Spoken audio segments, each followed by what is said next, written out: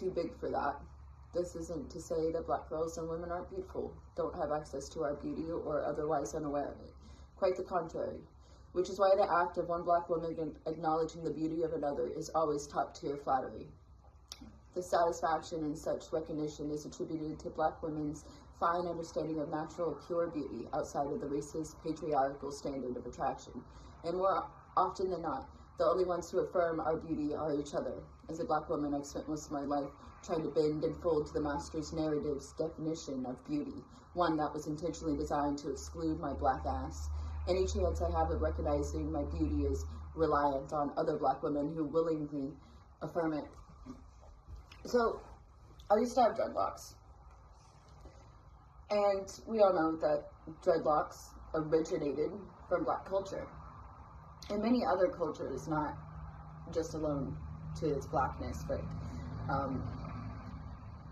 I don't feel an urge to give everyone a history lesson about cultural appropriation, but I can tell you that it is the white people that tell me I'm wrong, and the black people that tell me I'm right, and they look fucking awesome, and can you help me with mine? So when a white person is like, oh no, you shouldn't have like dreadlocks, I'm like, okay, why? And then they go into this rant about cultural appropriation, but when I've had these conversations with black people, it is a completely different conversation, and it is far less shutting me down for having hair and deciding to style it as such.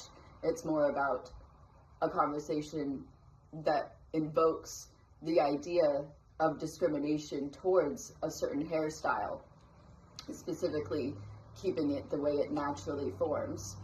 It was recently an old friend of mine who I had not seen in many years, and I thought that between the many years of not seeing each other and the transformation that we both have taken as individuals, this conversation would have been approachable. But I was told by a white girl that it was wrong for me to have dreadlocks and that I didn't have the hair type for it. And I don't even, in that moment, I didn't feel like explaining, well, technically, my hair type is A, B, and C, and those hair types do better with growing dreadlocks than other hair types. So if the question is, or the argument is, I shouldn't have, you know, that hairstyle because I don't have the type of hair for it, that leads into questionable standards about who is allowed to have what hair and why. I felt this person would have been more understanding that hairstyles can come in all kinds of shapes and sizes, and the person doesn't have to completely align with that hairstyle for it to be right. It's as simple as bringing up, are boys supposed to have short hair and girls supposed to have long hair, and is it wrong for girls to have short hair and boys to have long hair? This person who is on a transformative journey should be able to answer the question, it doesn't fucking matter what hair style you wear. It's the fact that we have so many people upset about a certain hairstyle to the point that it would limit the career opportunities for some people because of the way they naturally present, such as being colored and wearing their hair naturally as they have been since the very beginning of time. I can wear dreadlocks and know that I am going to take on the weight of discrimination through having dreadlocks. I know that I'm more likely to be pulled over and my car searched for drugs when I have dreadlocks than when I don't have dreadlocks. I know that I'm more likely to be looked at as if I'm going to be someone who steals something from the store when I have dreadlocks versus when I don't have dreadlocks. I know the discrimination that people go through for hairstyles because I went through it.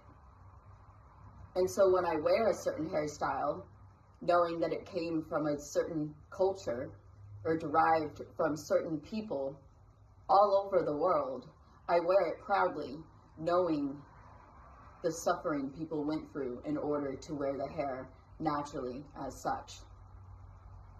Cultural appropriation isn't a conversation you want to have with me, and so a lot of times I don't have it.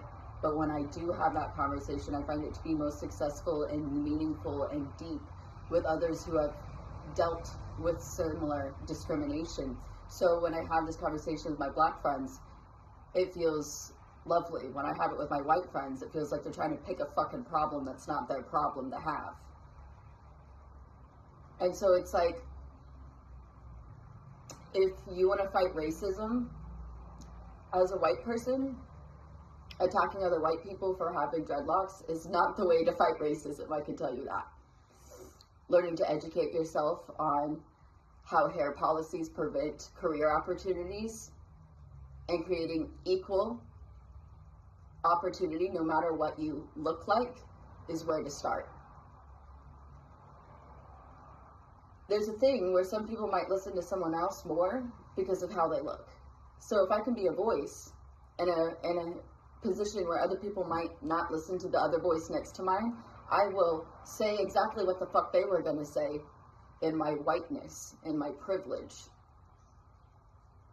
Because it's important for white people to stand up and say what black people have already been saying. And if my voice would somehow be credited or given more credit because of the skin color, use it. Use it.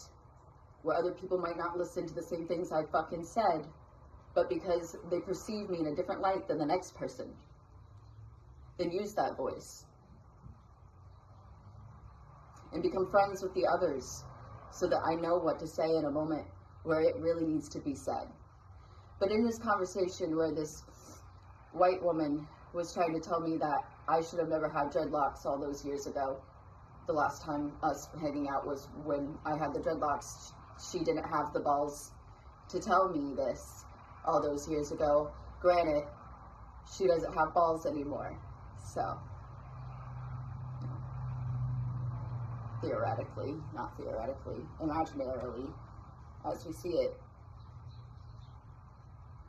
this person already has enough issues as it is facing discrimination. I don't know why they're choosing to pick something that's not their problem to pick. Because at some point you want to save the world and you want to deem everybody wrong. Maybe everybody is right in their own way and wrong in other ways. And it's okay to be two things at the same time, a contradicting personality with multifaceted ideas that may go against each other, and accepting it all in one person is to be my friend.